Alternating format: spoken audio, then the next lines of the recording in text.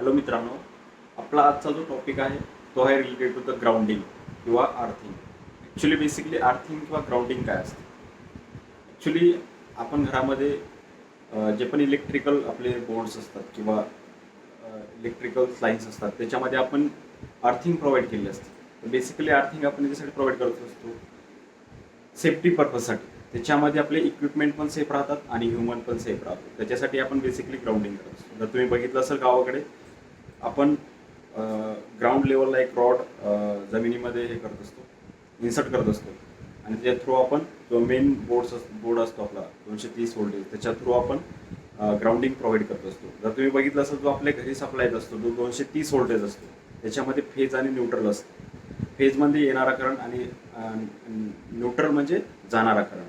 तर या केसमध्ये सपोज जर एखादा शॉर्ट सर्किट झाला आपल्या घरामध्ये तर त्या केसमध्ये काय होतं, जो लिकेज होणारा करंट आहे तर त्या केसमध्ये जो ग्राउंडिंग आहे तो लिकेज होणारा करंट जो आहे तो ग्राउंडिंग थ्रू आपण जमिनीमध्ये सप्लाय करत असतो. ठीक आहे.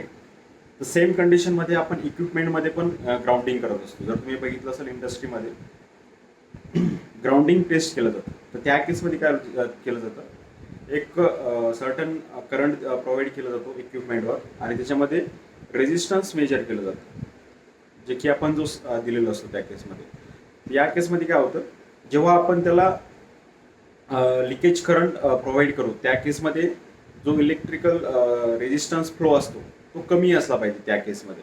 जर तो इलेक्ट्रिकल रेजिस्टन्स फ्लो जास्त असेल त्या केसमध्ये आपल्याला शॉक लागण्याचे चान्सेस असतात.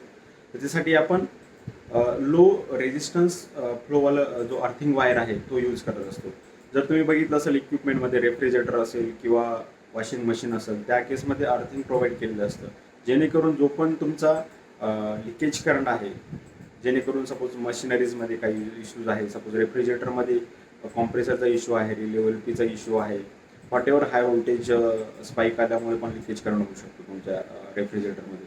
तर त्या केसमध्ये काय होतं, जो अर्थिंग दिलेलं असतं त्याच्या थ्रू तो जो रेजिस्टन्स आहे जो इलेक्ट्रिक करंट आहे तो ग्राउंडिंगला फ्लो होतो आणि त्याच्यामुळं आपण जो आहे सेफ राहतो त्या केसमध्ये आणि आपला जो इक्विपमेंट आहे तो पण सेफ राहतो.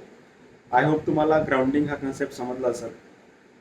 तुम्हाला जर हा माझा व्हिडिओ आवडला असेल तर तुम्ही लाईक आणि सबस्क्राईब करू शकता.